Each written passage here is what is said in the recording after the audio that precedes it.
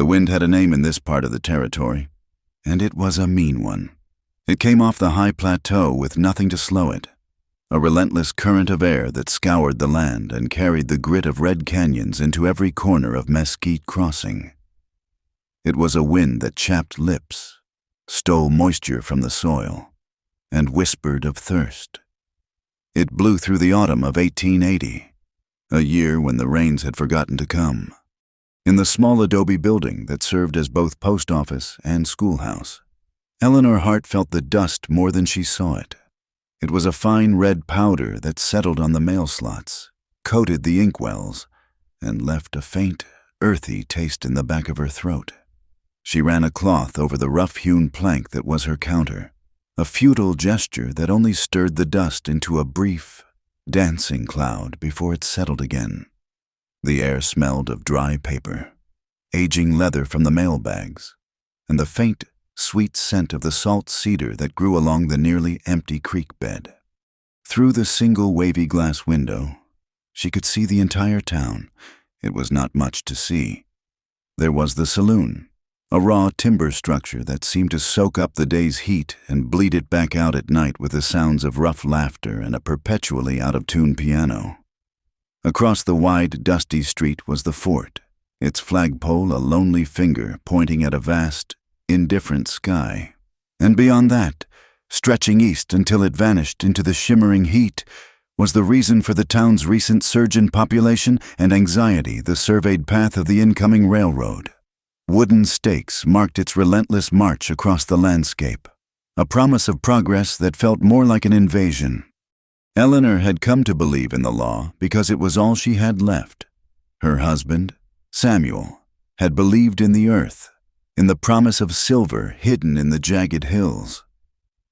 The earth had taken him, a collapse of rock and timber in a mine that gave up nothing but widows. The law, she hoped, was more reliable. It was on paper, in documents and deeds, a structure meant to be stronger than rock.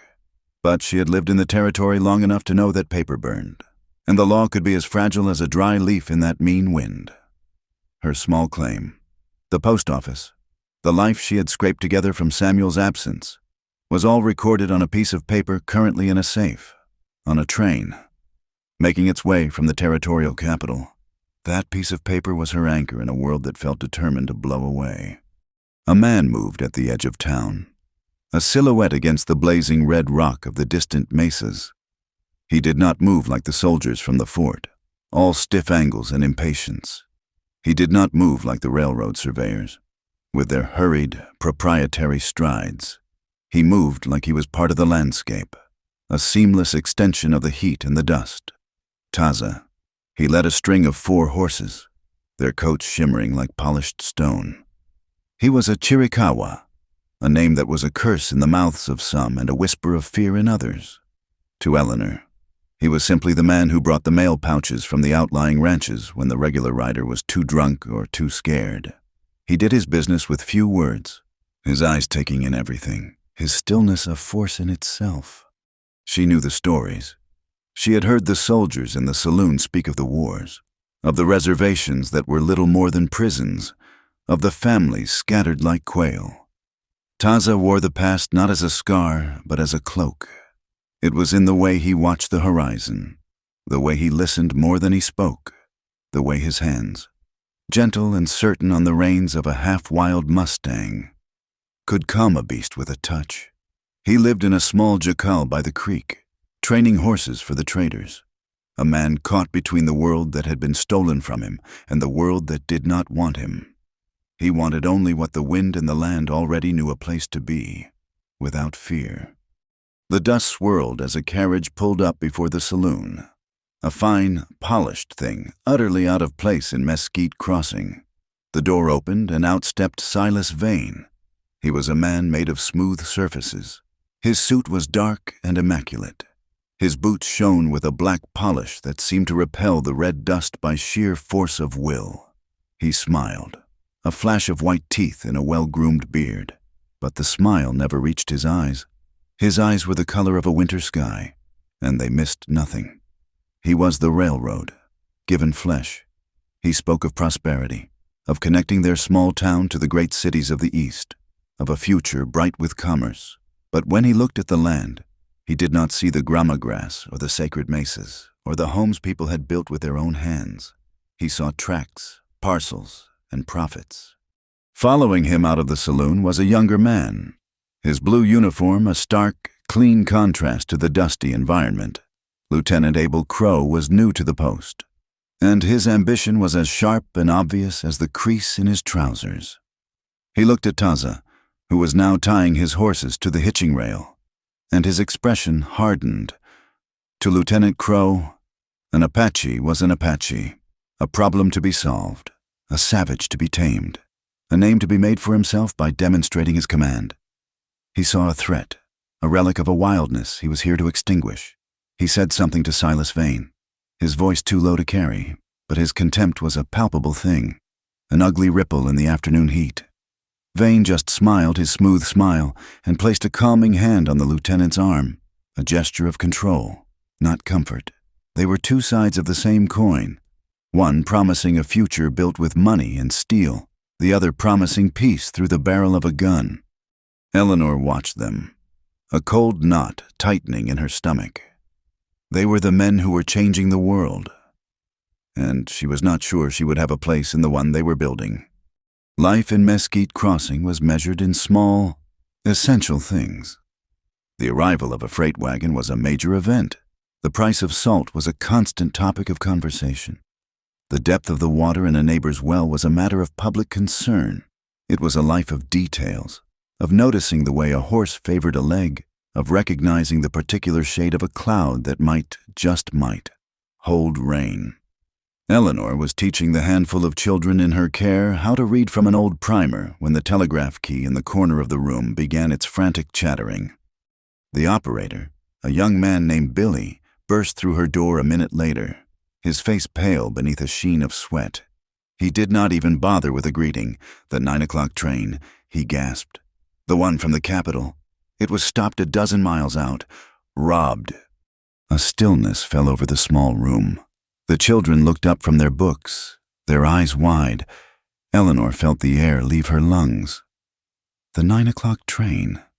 The first reports were chaos, a jumble of panic and speculation. A gang of men, masked. They had known exactly what they were after. Not the passengers' valuables, not the mailbags. They went straight for the baggage car and the heavy iron safe bolted to the floor.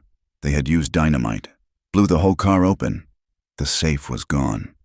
By late afternoon, the first of the passengers began to straggle into town, their faces streaked with soot and disbelief.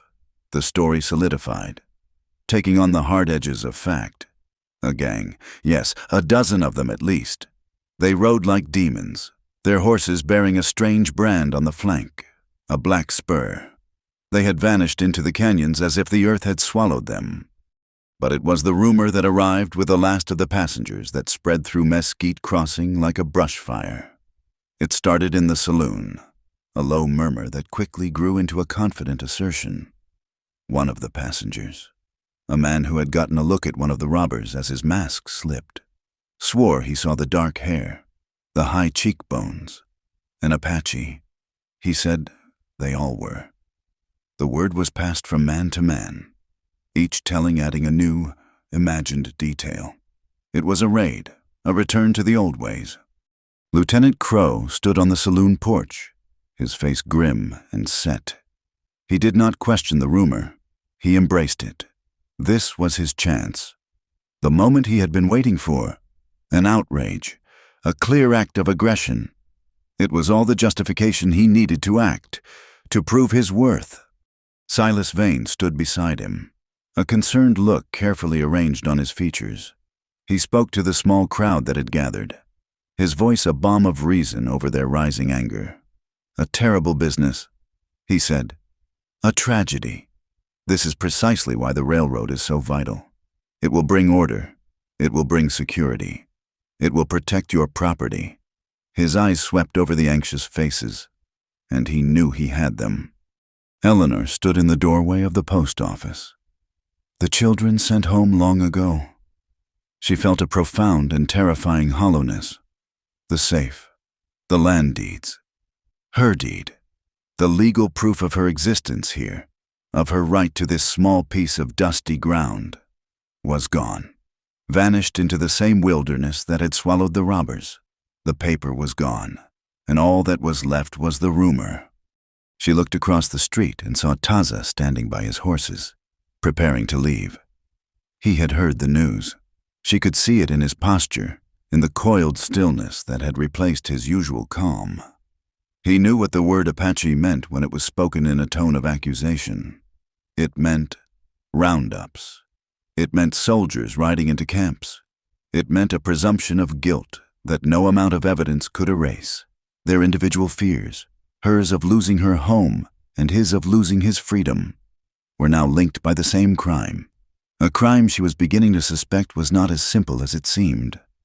The wind picked up, blowing a fresh wave of red dust through the twilight. It felt like a warning. The ground beneath her feet had never felt so unsteady. The day after the robbery dawned with the same brassy, unforgiving sun. A false hope arrived with the morning stagecoach, its wheels churning up clouds of the ever-present red dust. Eleanor stood at the door of the post office, her heart a tight, anxious knot in her chest. The driver, a man named Henderson, whose face was a roadmap of sun and worry, handed her the usual canvas sacks of letters and parcels. He avoided her eyes. "There is no special pouch from the capital," he said, his voice low. "The officials on the train said it was in the safe. All of it. Gone." The knot in Eleanor's chest dissolved into a cold, spreading dread. It was true. The paper that said she owned this building, this small patch of ground where she taught children their letters and sorted the mail that connected this lonely place to the wider world, was nothing more than ash and memory. She retreated into the suffocating heat of the adobe building, the smell of paper and ink now seeming like a mockery. Her world had been reduced to a rumor and the echo of a dynamite blast. She was wiping down the counter for the 10th time that morning when a shadow fell across the doorway. Silas Vane entered, bringing with him the scent of expensive cologne and oiled leather. He removed his hat, his movements smooth and practiced, revealing hair the color of dark honey, perfectly combed. He gave her the smile that did not touch his cold eyes. "Mrs. Hart," he began, his voice a low, confidential purr. "A terrible business yesterday. Truly terrible. It shows just how precarious life can be out here. Does it not? How quickly things can be lost." Eleanor said nothing, her hands stilling on the dusty counter. "I have come to you as a friend," he continued, stepping further into the room. "I have some familiarity with territorial law. A formality. You understand. But with the official deeds destroyed, the court will have no choice but to declare all those land claims null and void in due course. The land will revert to the territory, at which point the railroad syndicate, as the primary agent of development, will have the first option to purchase." He let the words hang in the air, each one a carefully placed stone in the wall he was building around her. He took a step closer. "However, I have a great deal of sympathy for the settlers, for widows like yourself, so my company has authorized me to make a private offer to purchase your interest in this claim as it stands. It will not be what you might have hoped for. Of course, a gesture of goodwill. You might call it $100, in cash, today. It is, I am afraid, a far better outcome than the nothing you will have in a month's time." $100. It was an insult.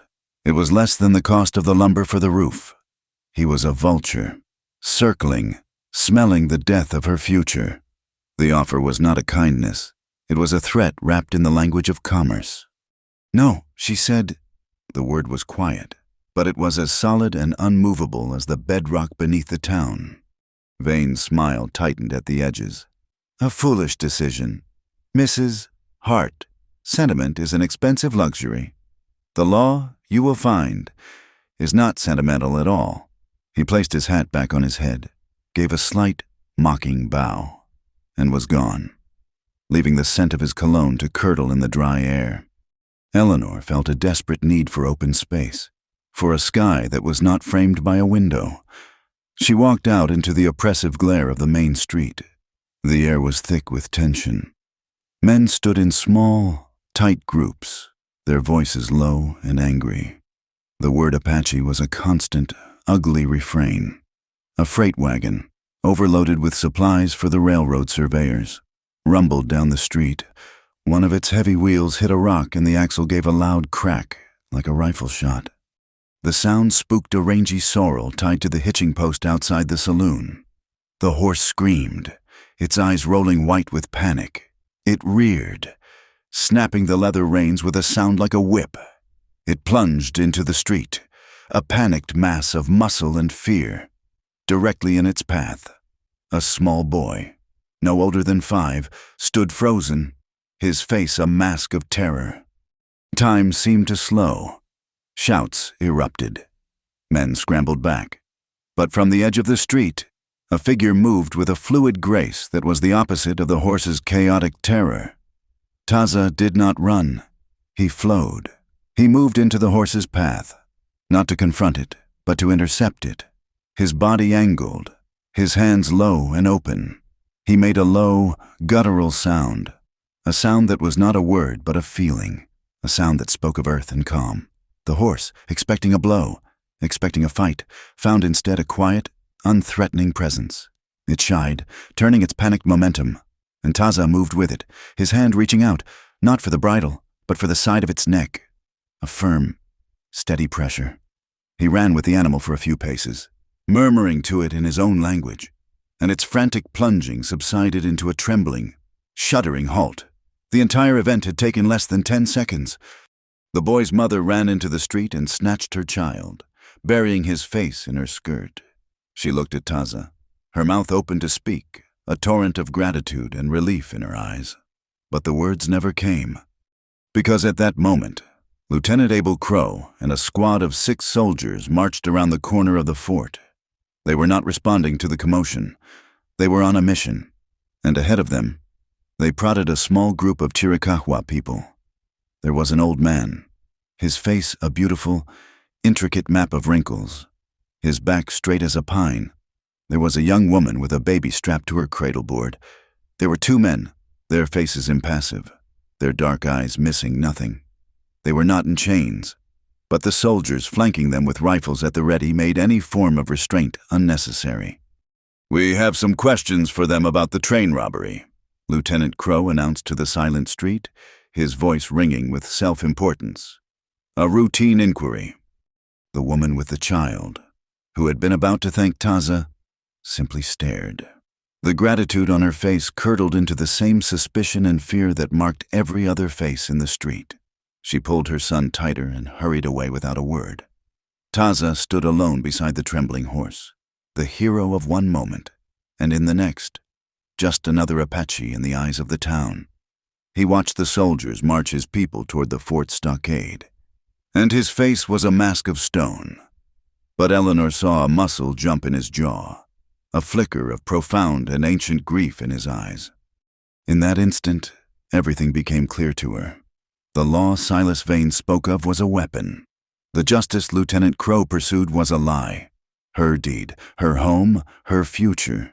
It was all tied up in the same knot of greed and prejudice that was now tightening around Taza's people. Her only hope lay in the truth, and the truth was somewhere out in the wilderness, in the canyons where the men with the black spur brand had vanished. She found Taza later, as dusk was bleeding purple and orange across the sky. He was by the creek bed with his horses, checking their hooves, his movements deliberate and focused. The air had cooled, and the scent of dust was mixed with the smell of horse and dry grass. She walked up to him, her own boots making soft sounds in the sandy soil. He did not look up, but she knew he was aware of her. "They say the men who robbed the train rode for the Arroyo Seco," she said, her voice steadier than she felt. Taza continued his work, running a hand down the leg of a pinto mare. "The land is full of liars," he said without looking at her. "Men and rocks." "My land deed was in that safe," she said. "The railroad wants my property. They offered me a pittance for it today. In a month, the court will give it to them for free." He finally stopped and looked at her. His eyes were dark and deep, and she had the feeling he was seeing not just her, but the entire history of loss and theft that had brought them both to this dry creek bed at the edge of a dying day. "This is a white man's trouble," he said. "They are blaming your people for it," she countered. "The lieutenant is not just asking questions. He is making a cage. You helped that boy today. You saved him, and not one person, not even his mother, could thank you because they were too busy staring at the color of your skin."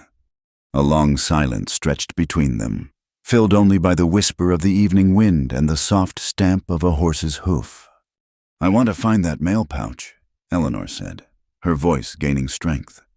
"I want to find the proof of who I am and what is mine. And I want to find the men who did this so they cannot hide behind your people. I cannot pay you much, but I need a guide. I need you to take me." Taza looked away from her, toward the darkening mesas. He saw the ghosts of his ancestors in those shapes. He heard their warnings on the wind. To help this woman was to step out of the shadows where he had found a fragile safety. It was to make himself a target for men like Crow and Vane. But to do nothing was to watch the cage be built, to accept the lie. He looked back at her, at the stubborn set of her jaw, at the honest fear and desperate resolve in her eyes. He saw a fellow creature, trapped and fighting.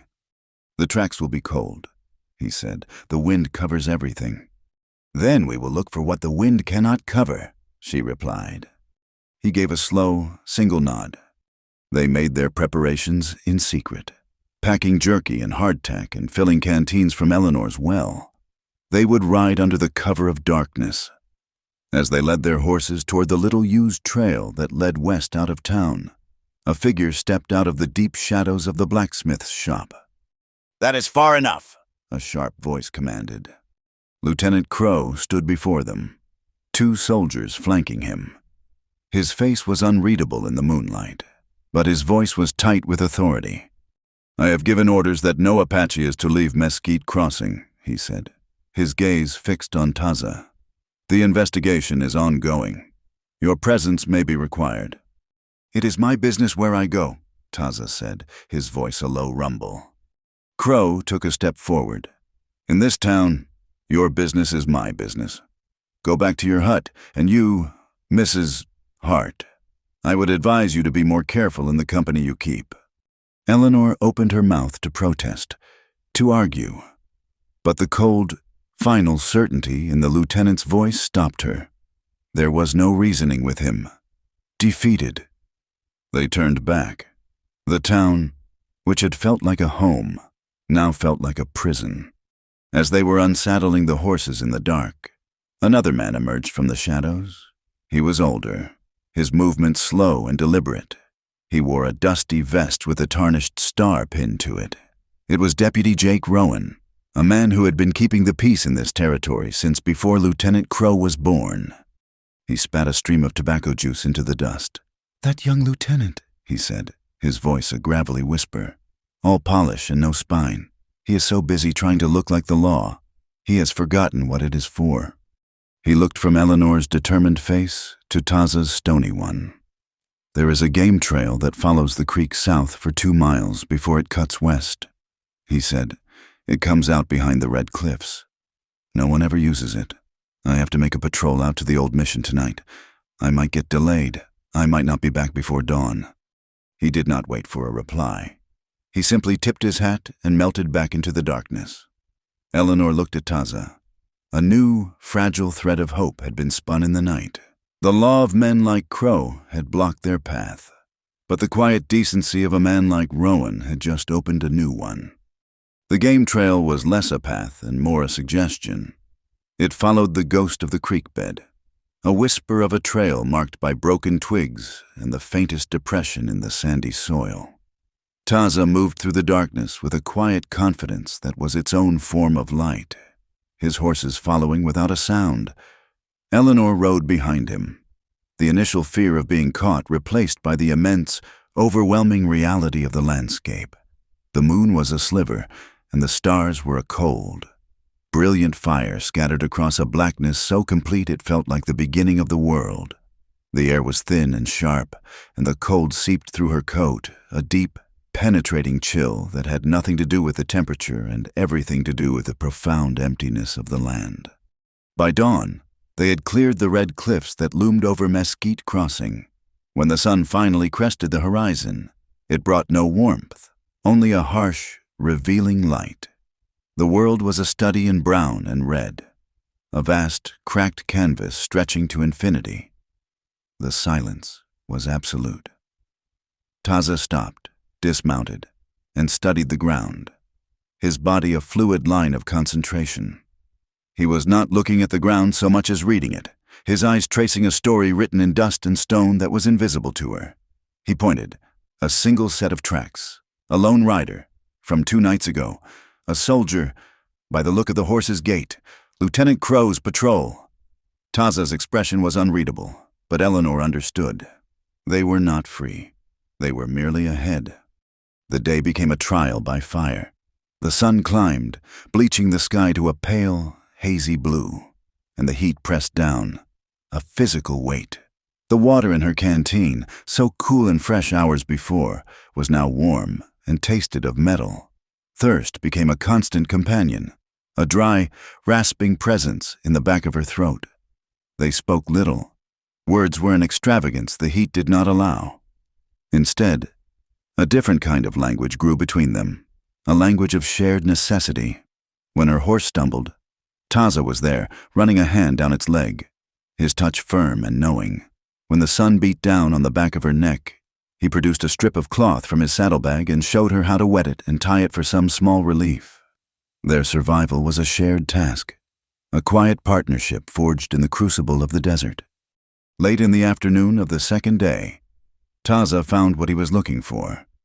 He dismounted in a wide, flat basin where the wind had less power. Here, sheltered by a low ridge of rock, the story of the robbers was written more clearly. He pointed to the scuffed, chaotic tracks of a dozen horses. Shod horses, he said, his voice a low rasp. Iron shoes. My people do not shoe their horses for this country. It makes them lame. He then pointed to a deeper set of parallel lines, the ruts of a heavy wagon. Too heavy for a prospector, it carried weight. He followed the tracks, his eyes scanning every detail. He stopped and knelt, picking up a small, dark object, an empty can of beans. He turned it over in his hand. More white man's trouble, he murmured.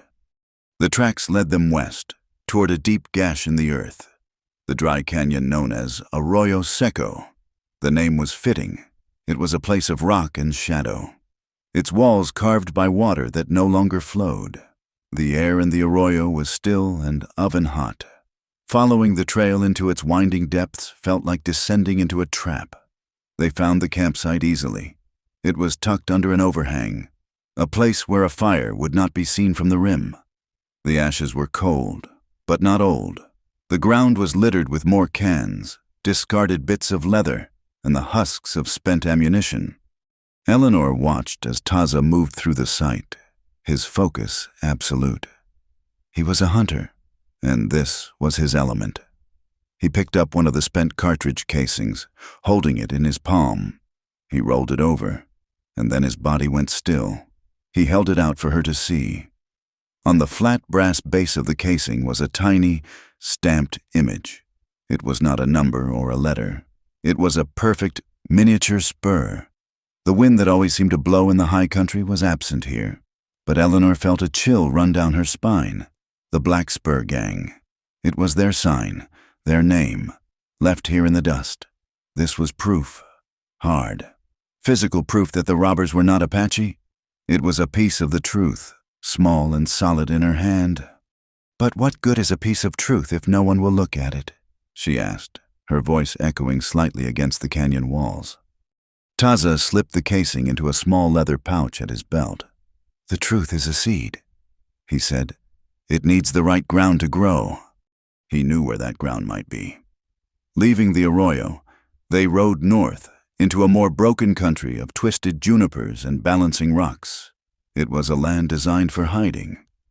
He led her to a hidden camp, a collection of brush shelters so skillfully blended into the landscape they were nearly invisible until they were upon them. A man emerged from one of the shelters, a rifle held loosely in his hands. He was younger than Taza, his face leaner, his eyes holding a restless, fiery light. "Eshkin," Taza said, "my cousin." Eshkin's eyes flickered from Taza to Eleanor, his gaze wary and laced with suspicion. He and Taza spoke in their own language, the words a mix of soft vowels and sharp consonants. Eleanor could not understand the words, but she could read the conflict in their tones. Taza was calm, reasoned. Eshkin was sharp, resistant. "He asks why you bring this woman here," Taza translated, his eyes still on his cousin. "He says we have found survival in being ghosts. To speak in the white man's world is to invite the soldiers." "Tell him the soldiers are coming anyway," Eleanor said, finding her voice. "They have already made their cage. This is the only key that might unlock it." Taza translated. Eshkin listened, his gaze fixed on her. He looked at the pouch at Taza's belt, where the spur casing lay. He gave a short, bitter laugh and said something that needed no translation. It was the sound of a man who had seen too many promises broken. He shook his head and retreated back into the shadows of his shelter. A silent, final refusal. The ground here was barren. The seed would not grow. Taza's face was grim as they rode away. "He carries the memory of the long walk," he said quietly. "When they moved our people from the mountains, he does not believe in keys. He only believes in walls." There was one more place, a small, crumbling adobe mission that stood alone in a vast, empty plain, a monument to a faith that had long since retreated. An old woman in the brown robes of a nun met them at the gate. Her face was as wrinkled as a dried apple, but her eyes were clear and intelligent. Madre Lupe. She listened patiently as Eleanor told her story, her hands busy shelling peas into a wooden bowl. Taza stood by the door, a silent, watchful guardian. When Eleanor finished, the old nun nodded slowly. "Men are a storm," she said, her voice like the rustle of dry leaves. "They blow in with much noise and leave much wreckage behind." She remembered the men Eleanor described. "A hard lot." She said, "They passed 2 days before the robbery. They had a heavy wagon. They were in a great hurry." She stood up and went to a heavy wooden desk. She opened a thick, leather-bound ledger. It was her station journal, a meticulous record of every traveler, every transaction, every notable event. She ran a finger down the page. "Here," she said, 12 riders and a wagon. Paid for water and grain with new banknotes. Heading east. The date and time were recorded in a neat, precise hand. She looked at Eleanor. "This book has recorded much sadness." She said, "Perhaps it is time it recorded a little justice. You may use it as you need." As they prepared to leave, the setting sun painting the clouds in fiery strokes, Eleanor felt a profound shift inside her. The piece of paper that represented her deed had been her anchor, but it was just a symbol. The true foundation, she was beginning to see, was not built on paper, but on the courage of a man who would not bend, on the quiet integrity of an old woman and her book, on the hard, undeniable truth of a tiny brass spur. Her faith was moving, away from the faceless system that Silas Vane controlled, and toward the quiet strength of the man who rode beside her. The world was still a dangerous place. The wind still blew with the grit of prejudice, but for the first time since the train was robbed, she felt she was walking on solid ground. As they rode out from the mission, Taza suddenly reined in his horse, his head cocked, listening. Far to the south, a faint plume of dust rose against the darkening sky. A single rider, moving fast, the seed was in their possession. But the storm was following. The plume of dust on the horizon was not a casual traveler. Taza knew its language. It spoke of a horse being pushed hard, of a rider with an urgent purpose, a scout. He reined in his mount, his body a study in stillness. His eyes narrowed against the glare. The rider was still miles away, a mere speck, but the dust was a clear signal against the bruised purple of the evening sky. A storm was coming, both from the heavens and from the world of men. "We change course," he said, his voice low and certain. "The main trail is a trap waiting to be set. We will take the old freight road. It is harder, but it will take us over the deep canyon. Few men use it." Eleanor did not question him. She had seen the dust cloud too, and she felt the same cold premonition. The quiet partnership of the desert had become an unspoken alliance. She trusted his instincts as she trusted the sun to rise. They turned their horses northwest, toward a line of jagged hills that clawed at the darkening sky. The wind picked up, carrying the smell of rain and a palpable sense of menace. It was a lonely, desperate race against the coming darkness and the approaching rider. They reached the canyon by the last light of a failed day. The bridge was a skeleton of sun-bleached timbers stretched across a chasm that fell away into deep shadow. It was an old structure, built for heavy ore wagons that no longer ran, and it moaned under the rising wind. The creek bed below was a broad, stony expanse, dry as a bone, littered with the smooth, pale trunks of long dead cottonwoods.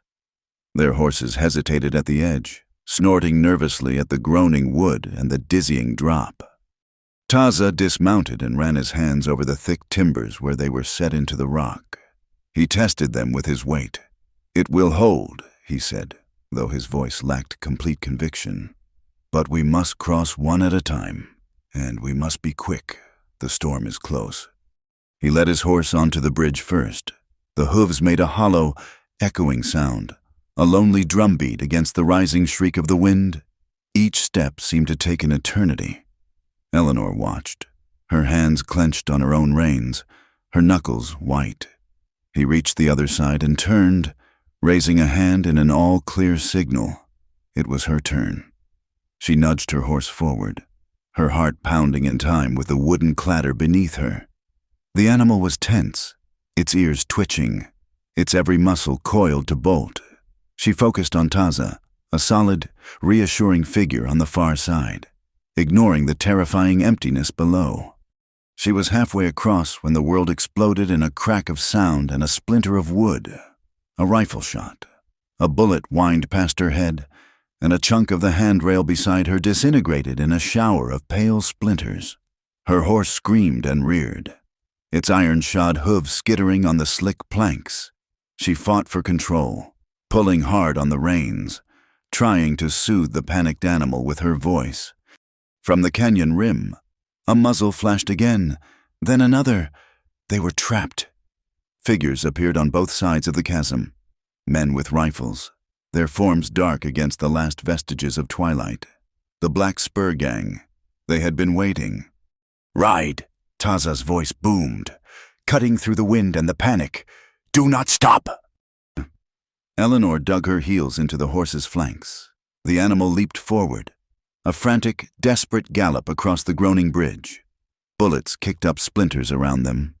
She could hear the shouts of the men, the thunder of Taza's horse as he rode back onto the bridge to meet her, to give her covering fire.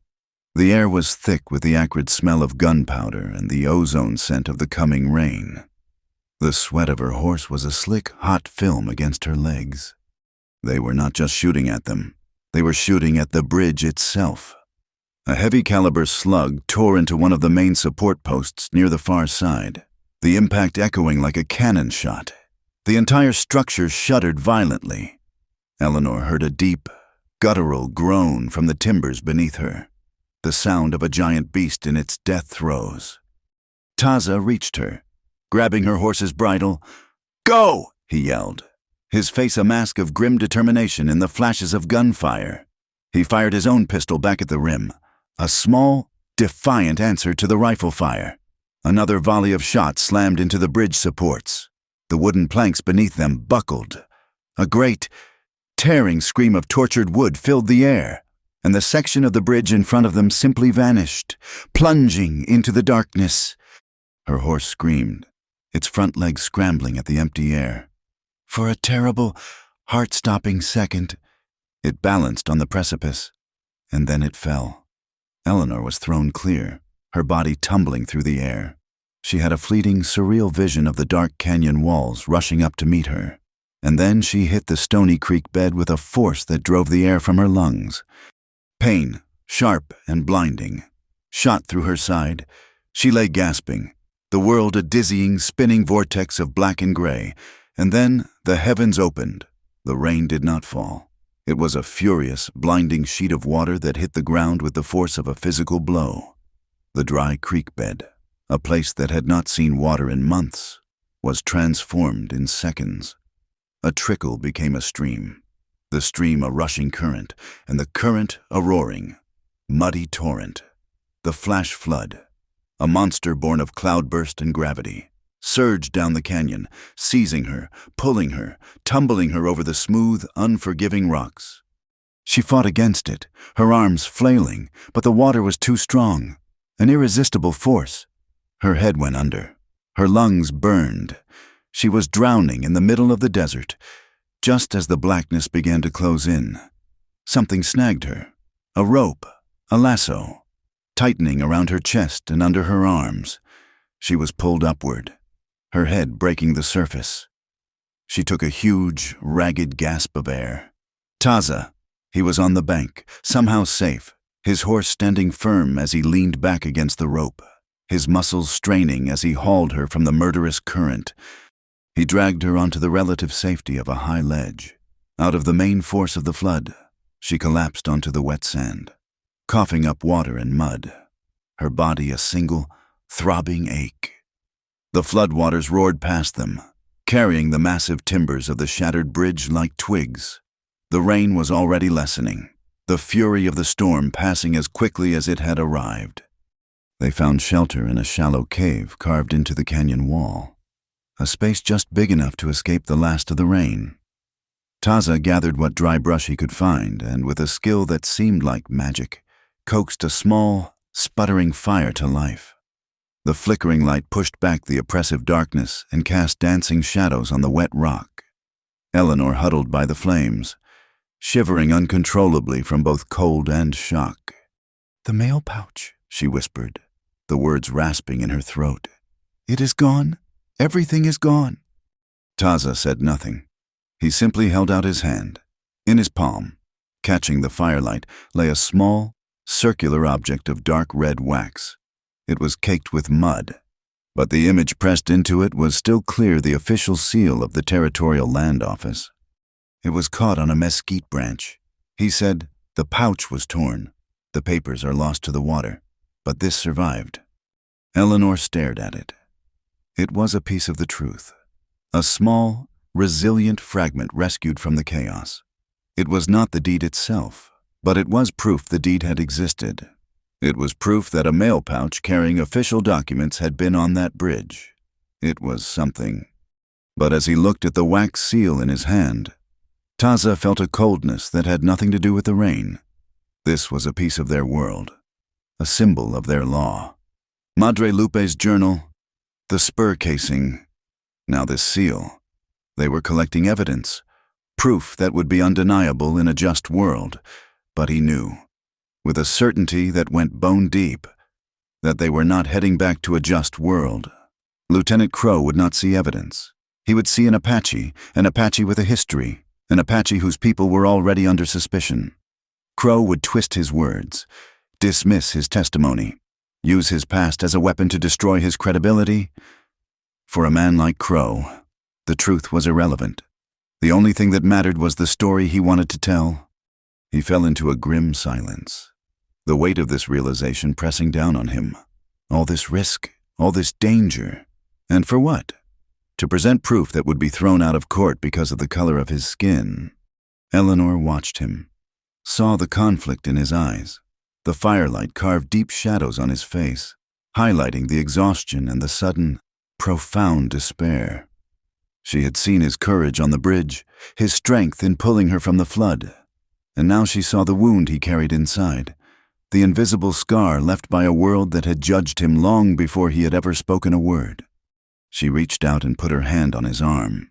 His muscles were tense, hard as rock. She did not pull her hand away. In the quiet of the cave, with the sound of the receding floodwaters echoing in the canyon, she felt the last of her old certainties fall away. The law would not save her. The system would not protect her. All she had was this man, this quiet, capable, wounded man who had risked everything for her. He looked at her, his dark eyes questioning. She took the reins of her own horse, which he had managed to save, and held them out to him. The gesture was small, but the meaning was immense. "I am placing my life and my home in your hands," she said, her voice clear and steady in the firelit dark. Taza looked at the worn leather reins in her outstretched hands. It was more than the control of a horse. It was an offering of complete trust, an act of faith that crossed the canyon of race and prejudice that separated their worlds. In that moment, he was no longer just a guide, and she was no longer just a client. They were partners, bound by a shared enemy and a desperate, fragile hope. He took the reins. The seed of truth they carried was not enough. They would have to find a way to make the ground ready to receive it. The fire was a pile of graying embers when dawn broke, a cold and indifferent light that filled the canyon. Eleanor awoke to a body that catalogued its pains with a brutal honesty. Every muscle ached, and a deep bruise on her side throbbed with each breath. Taza was already awake, standing at the mouth of the small cave, a silhouette against the pale morning. He was watching the sky, reading the clouds, his stillness a stark contrast to the violent chaos of the night before. They ate a meager breakfast of cold jerky, the silence between them thick with unspoken realities. They had survived, but survival was not victory. Eleanor held the muddy wax seal in her hand, its weight both a comfort and a burden. "It is proof," she said, her voice hoarse, along with the cartridge and Madre Lupe's journal. "It is enough." Taza turned from the light, his face carved with a weariness that went deeper than a single sleepless night. "Enough for who?" he asked. "The law is a story. The man who tells the best story wins. The lieutenant already has his story. He will say I am a thief who stole this from a dead man's pouch. He will say my past proves I am a liar. He will hold up my life and say, 'Look, this is not a man to be trusted.' And the men on the jury, they will nod, because it is the story they already believe." The simple, brutal truth of his words settled in the cold air between them. Her evidence, their entire desperate journey, was meaningless if the man presenting it was condemned before he even spoke. She saw the trap not just for her, but for him. To speak was to invite ruin. To stay silent was to let the lie stand and lose her home. Back in Mesquite Crossing, a different kind of story was being carefully crafted. Silas Vane sat in the spare, rigid office of Lieutenant Abel Crow. The room smelled of polish and stale authority. Crow stood by the window, his back ramrod straight, staring out at the dusty parade ground where his soldiers drilled under a merciless sun. He was a man consumed by the need for action, an ambition so raw it was a kind of hunger. "Your men have found nothing," Vane stated. It was not a question. Crow's jaw tightened. The trail was washed out by the storm. "My scout lost them." He turned from the window, his eyes burning with frustration. "I know they are out there. I have the Chiricahua families confined to their camp, but I have no cause to search their homes. No definitive proof to act upon." Vane smiled his smooth, predatory smile. "Perhaps I can be of assistance. Lieutenant, proof can be a difficult thing to acquire. Sometimes it must be found by fortunate circumstance." He reached into the inner pocket of his immaculate coat and produced a small object wrapped in deerskin. He placed it gently on Crow's desk.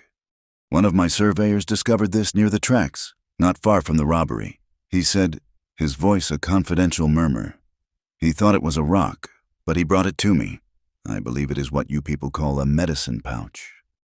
Crow unwrapped the deerskin. Inside lay a small, beaded leather pouch, intricately stitched with the design of a striking hawk. It was undeniably Apache. It was also undeniably old, the leather soft with age, the beads worn smooth. "This could have been dropped at any time," Crow said, though his eyes were fixed on the pouch. his hunger growing.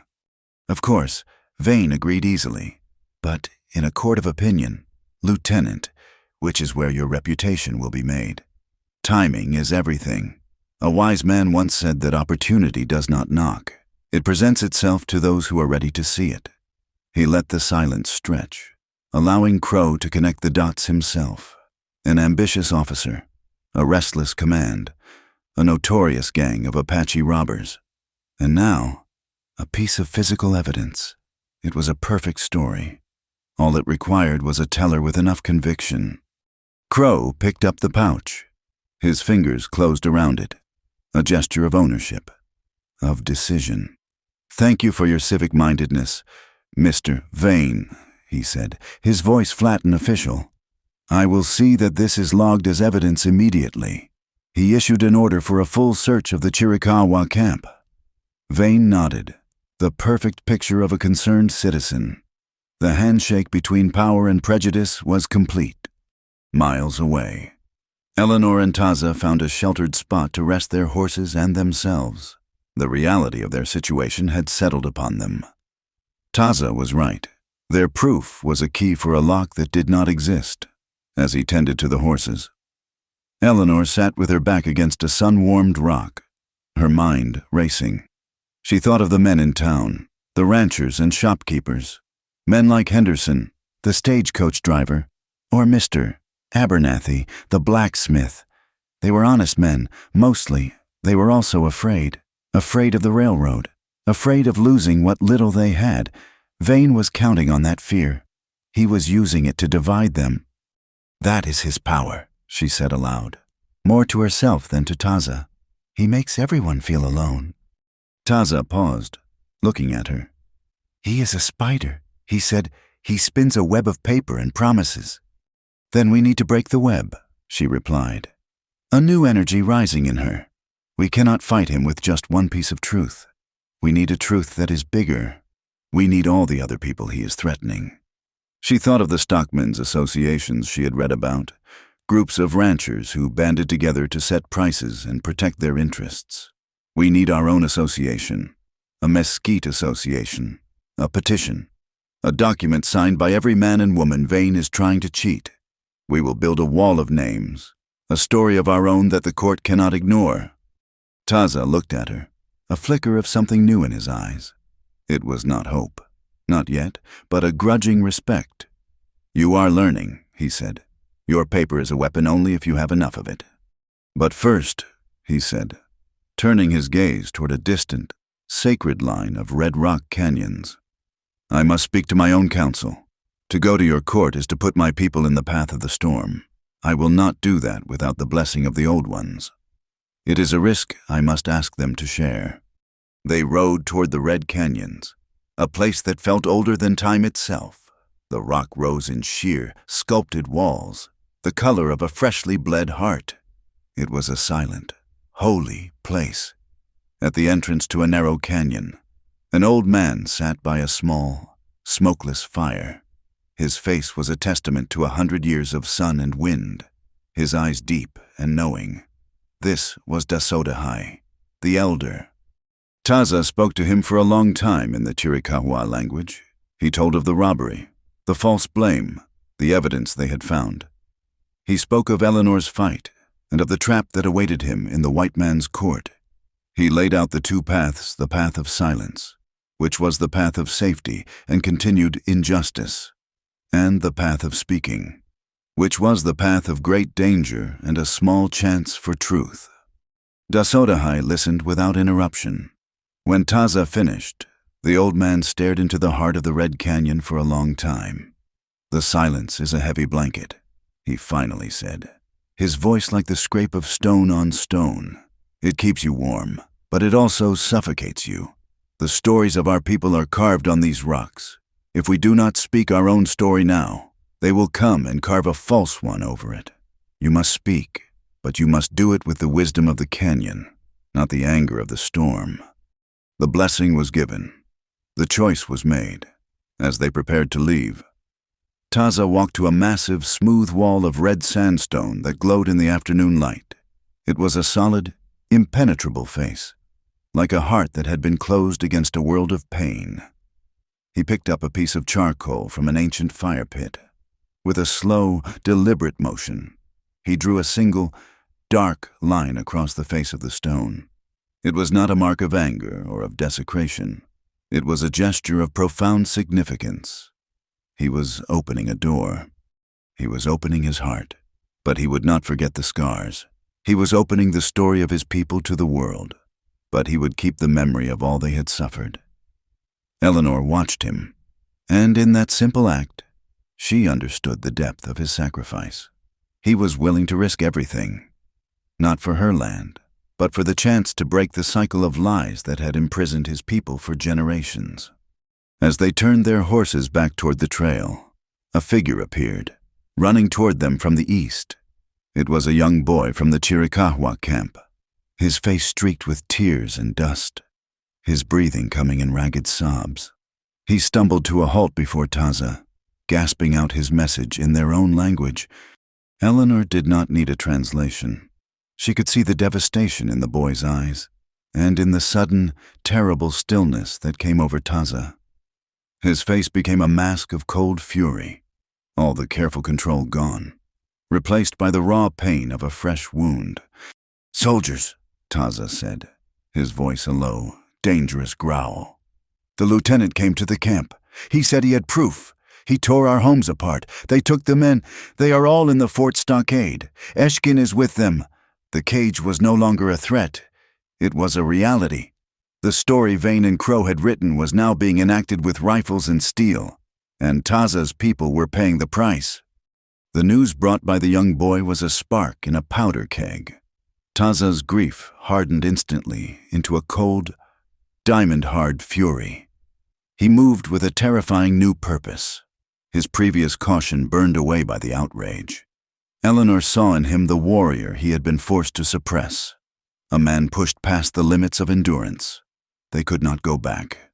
To return to the camp was to walk into Crow's waiting arms. To ride for Mesquite Crossing was suicide. They were fugitives now, hunted in their own land.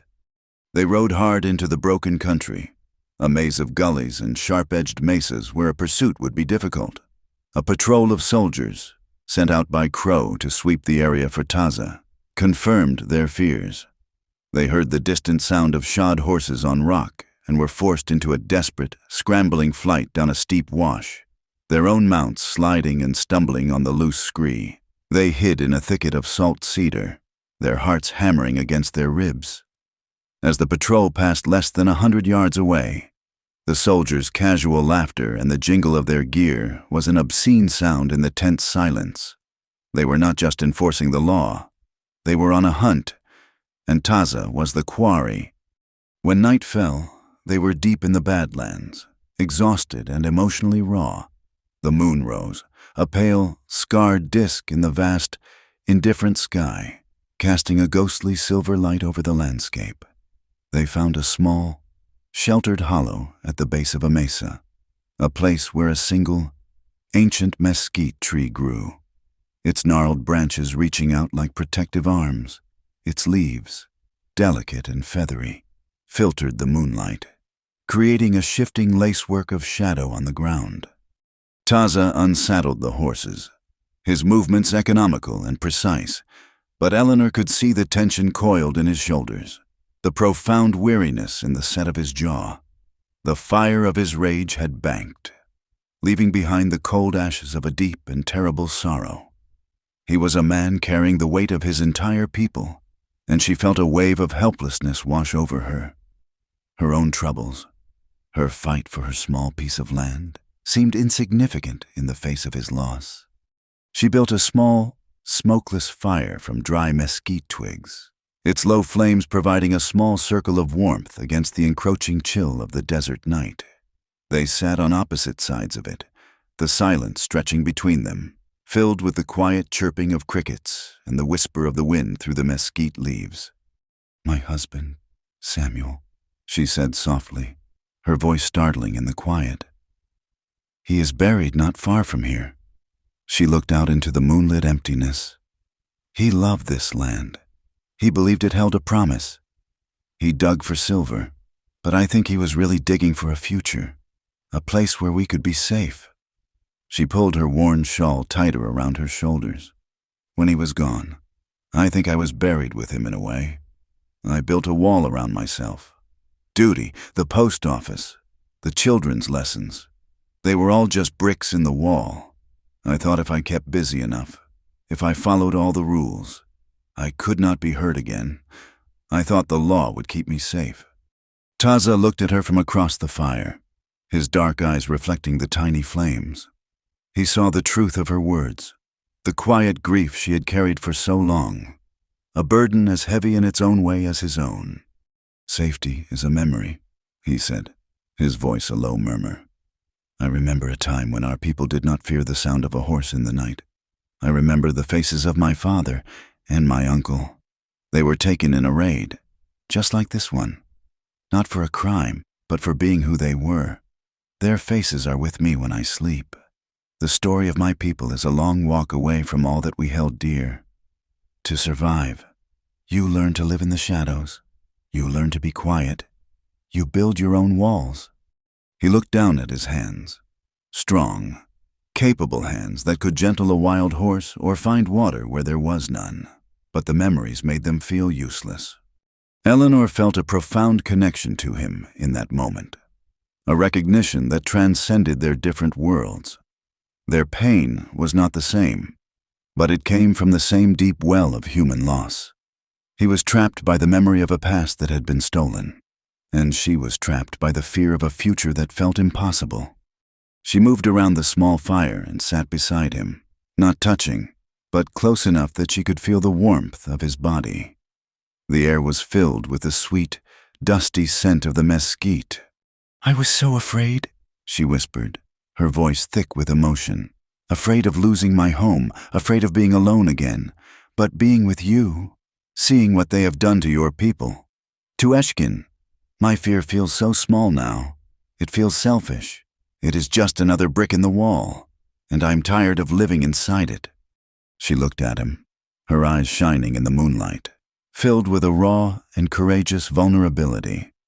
She took a shuddering breath, the words coming from a place deeper than thought, a place of pure, desperate need. "Break me open," she said, her voice barely a whisper. "Do not let fear lock me in anymore." The plea hung in the cool night air, a fragile and incredibly brave offering. It was a request not for passion, but for release. It was a prayer to be taught how to feel again, how to live outside the fortress of her own grief. Taza turned his head and looked at her. He saw not a frightened widow, but a woman of immense strength.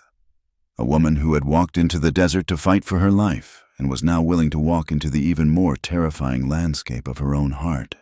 He saw a spirit that refused to be broken. He slowly reached out and covered her hand with his. His palm was calloused and warm, a stark contrast to her own, which was trembling slightly. The touch was not one of possession, but of profound and gentle acceptance. He did not speak for a long time, his gaze holding hers, a silent conversation passing between them that was more intimate than any words could be. The world he came from, the world that had shaped him, was one of violence and taking, land, lives, freedom. They were things that were taken by force. He had spent his life resisting that brutal logic, preserving what little he could in the quiet spaces. He leaned closer, the scent of wood smoke and dust and the clean, wild scent of the man himself filling her senses. Their shared breath plumed in the cool air. He saw the trust in her eyes, a trust so complete it was a sacred thing. "I do not take," he said, his voice a solemn vow, a promise that sealed the space between them. "I preserve." In that instant, the alliance that had been forged in desperation and shared danger was transformed. They were no longer just a guide in his charge, no longer just two allies fighting a common enemy.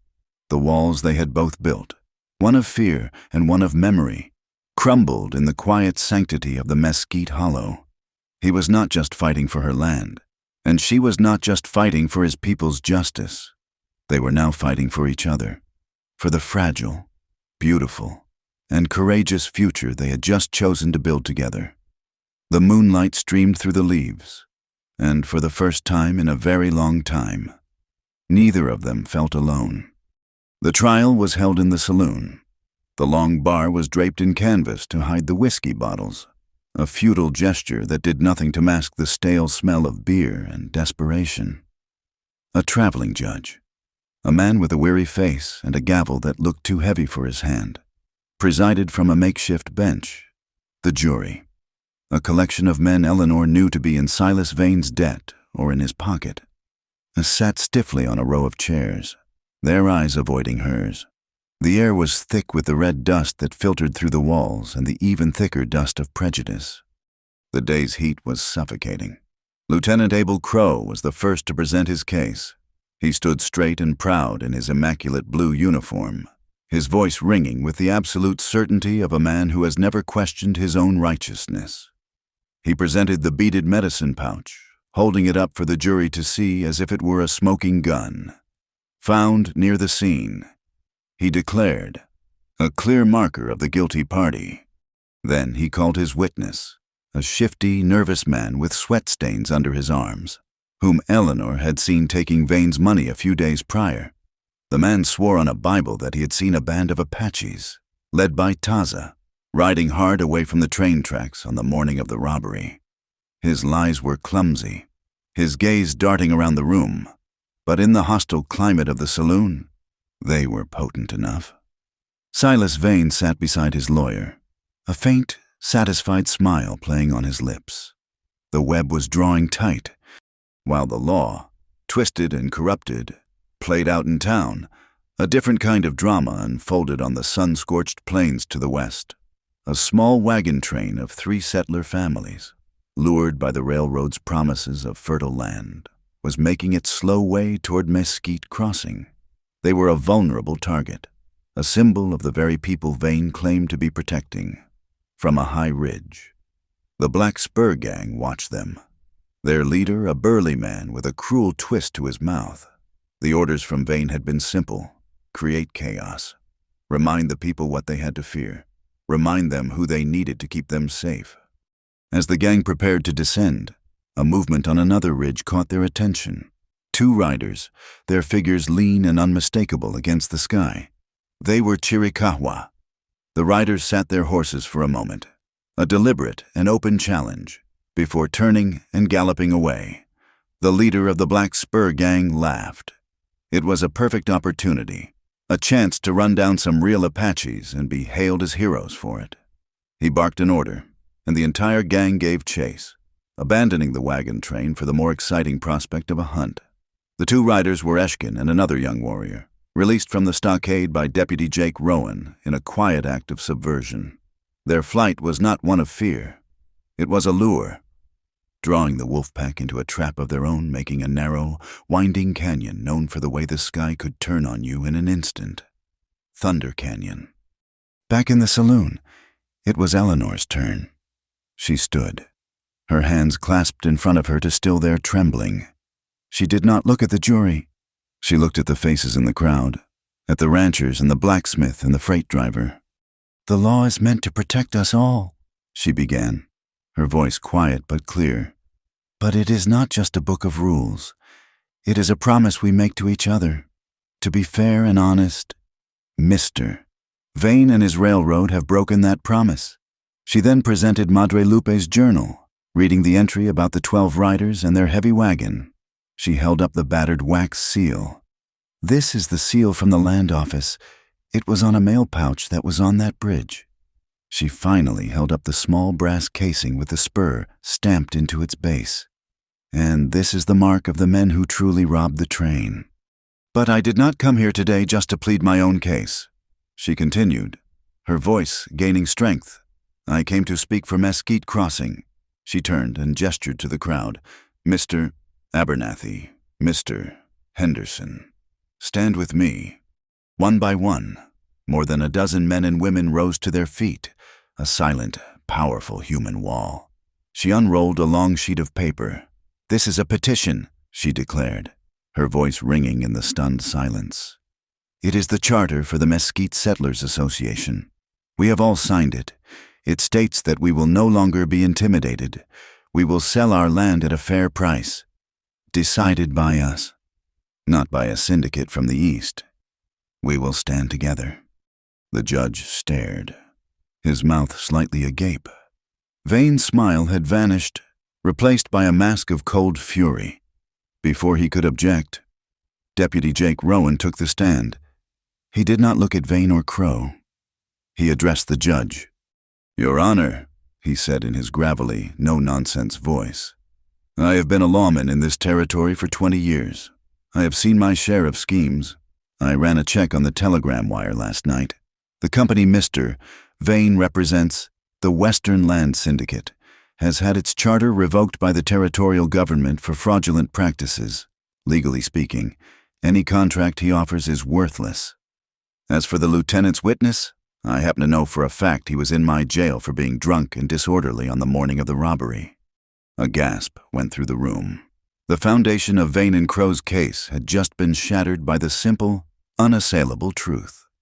The chase in the canyon was fast and brutal. Eshkin and his companion were superb horsemen, leading the Black Spur gang deeper and deeper into the winding stone labyrinth. The sky above, which had been a clear, hard blue, was now turning a bruised and ugly gray. A low rumble of thunder echoed off the high canyon walls. As the gang rounded a sharp bend, they were met by a single rider who blocked the narrow passage. It was Taza. He sat his horse, a Winchester rifle resting easy in his arms, his face a mask of cold, implacable purpose. The gang leader pulled his horse to a skidding halt. "Well, look what we have here," he sneered. "The big chief himself." Before he could say more, a rifle shot cracked from the rim of the canyon above. One of the gang members cried out and slumped in his saddle. Eshkin and his companion had circled back. The hunters were now the hunted. At that moment, Lieutenant Crow arrived at the mouth of the canyon, leading a posse of a half-dozen deputized townsmen. He had heard the news of the wagon train attack and had ridden out, desperate for his moment of glory. He saw the scene before him, Taza and the Chiricahua riders, guns in hand, and the Black Spur gang, caught in the middle. His mind, blinded by ambition and prejudice, saw only one story. "There they are!" he screamed, his voice cracking with excitement. "It is an ambush! Fire at will!" He raised his own pistol and fired, not at the known outlaws of the Black Spur gang, but at Taza. The townsmen with him, confused but conditioned to follow orders, raised their own rifles.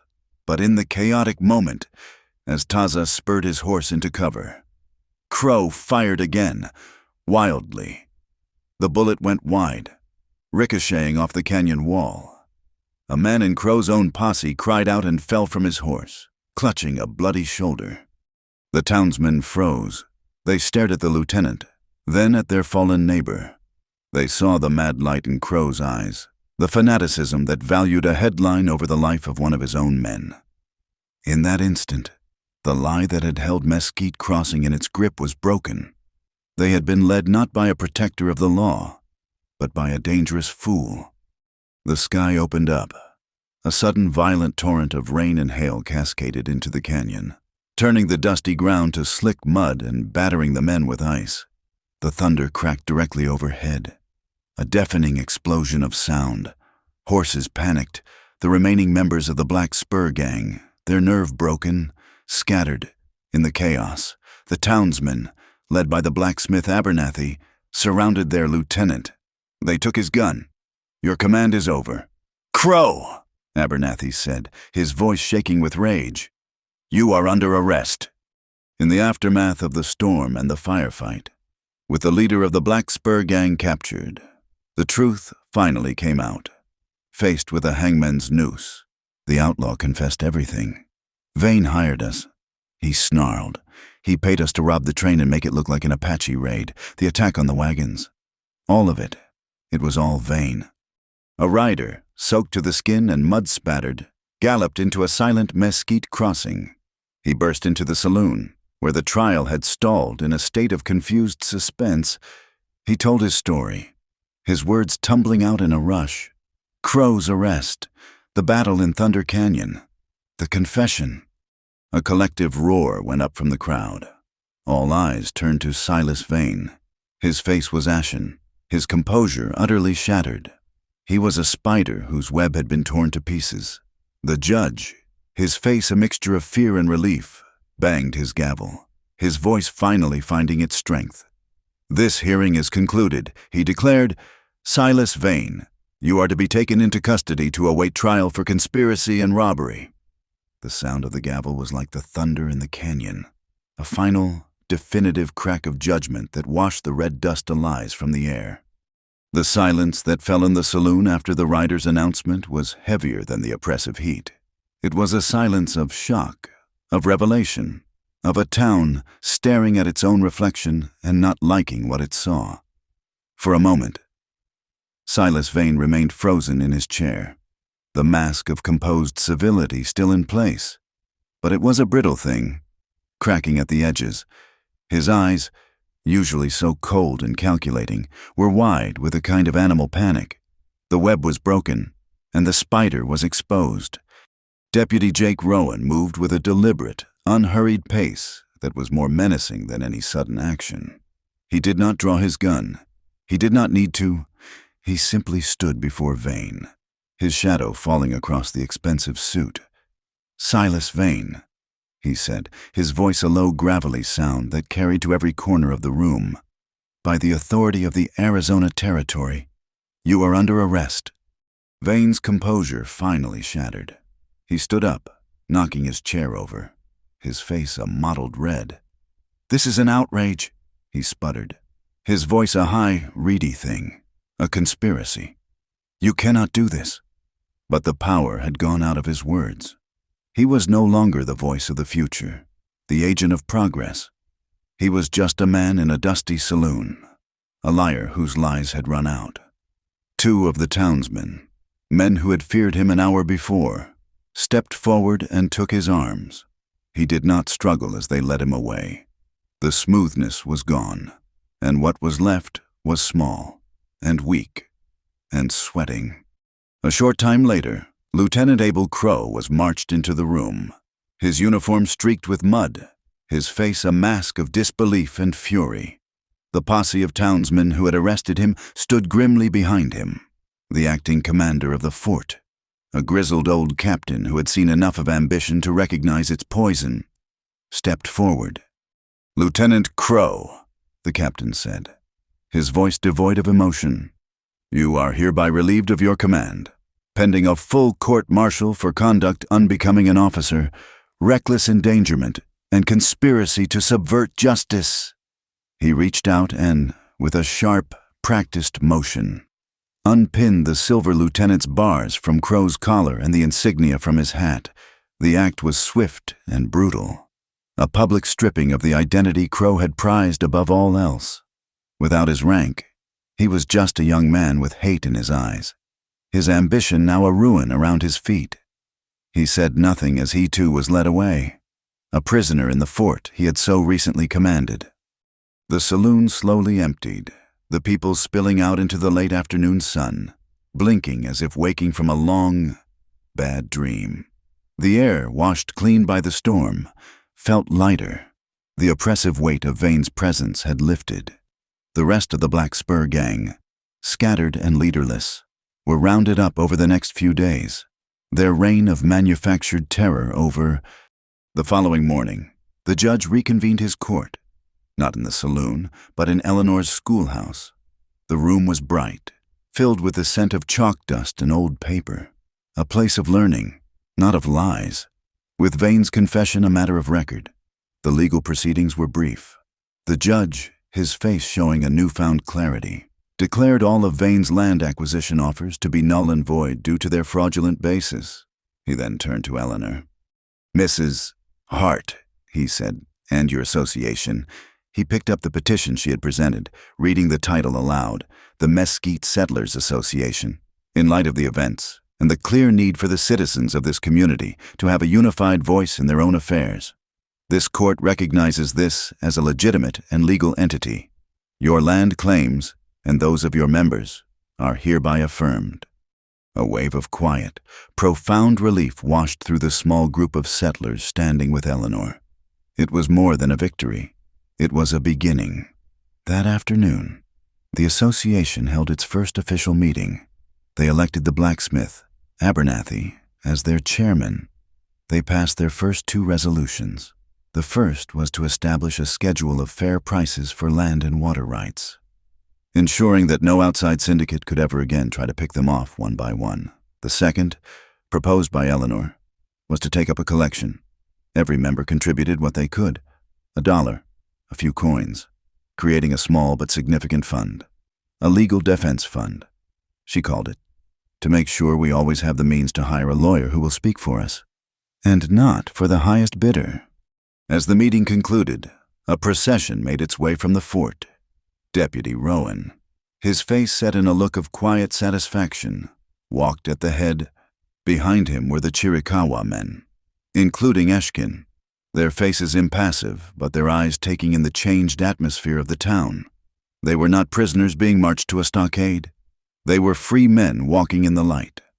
Taza stood waiting for them, and the reunion was one of quiet dignity, a clasp of hands, a murmur of words in their own language. The cage had been opened. 3 days later, a historic meeting took place by the slow-moving creek. The newly formed town council, represented by Eleanor, Abernathy, and Deputy Rowan, met with Dasodahai, the Chiricahua elder. Taza stood between the 2 groups, a bridge not just of words, but of understanding.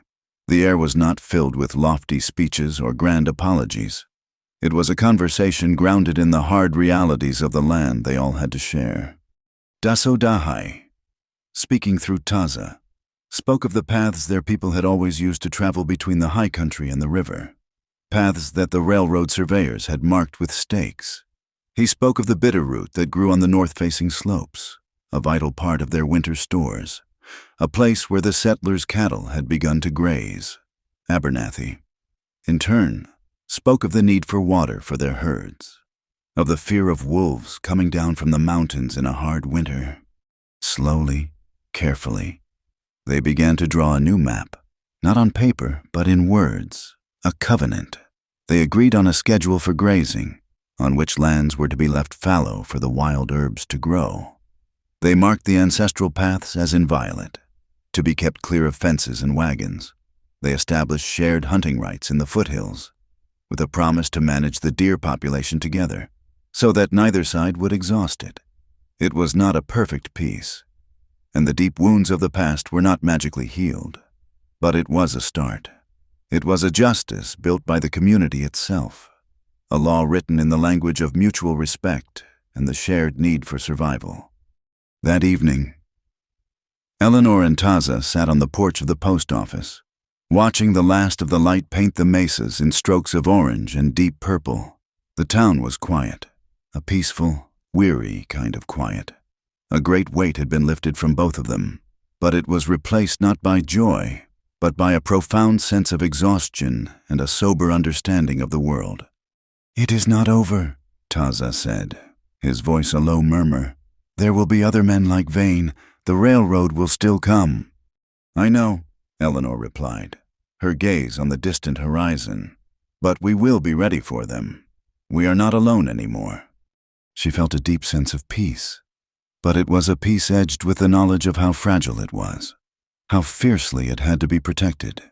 She had her home back, her purpose, but the fight had changed her.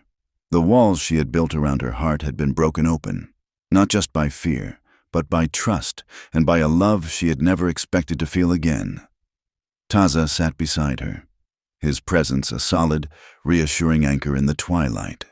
He was a man who had walked out of the shadows and spoken the truth, a truth that had cost him dearly but had also set him, and his people, on a new path. They knew the future would hold more trials. Prejudice was a weed with deep roots, and greed was a thirst that was never quenched.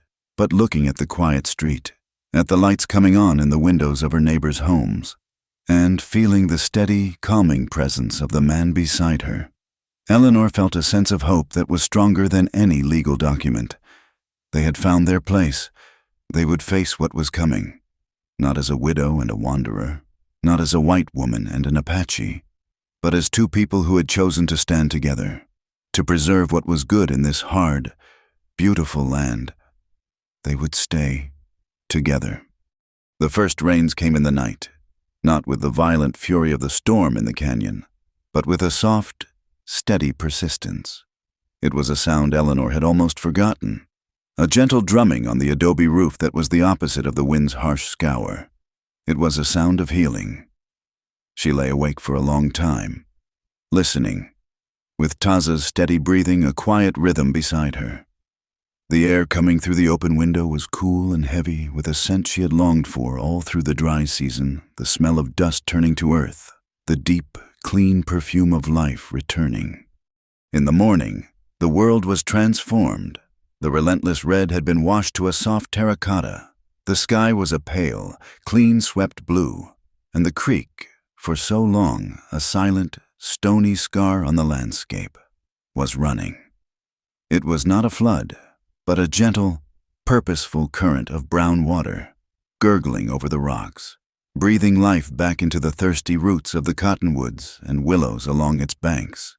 The whole town seemed to take a collective, relieved breath. The long, dry season of fear and lies was over.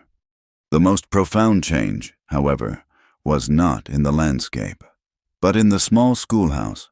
When Eleanor rang the morning bell, the usual handful of settler children came, their boots muddy, their faces bright, but with them came 4 others. They were Chiricahua children, brought by their mothers who stood watching shyly from the doorway. They were quiet, their dark eyes wide, taking in the strange world of chalkboards and primers. Eleanor's heart swelled with a feeling so powerful it was almost painful. This was the covenant made real. She welcomed them with a smile, showing them to a bench near the front. There was a moment of awkward, silent appraisal.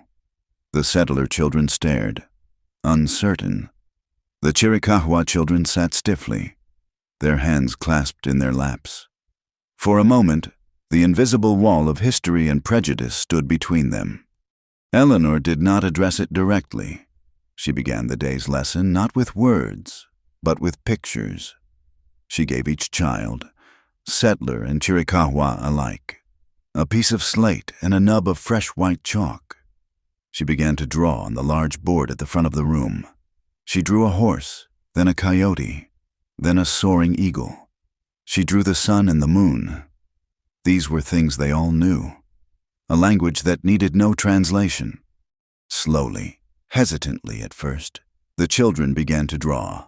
A small boy with bright red hair, the son of the blacksmith, tried to draw a horse that looked more like a dog.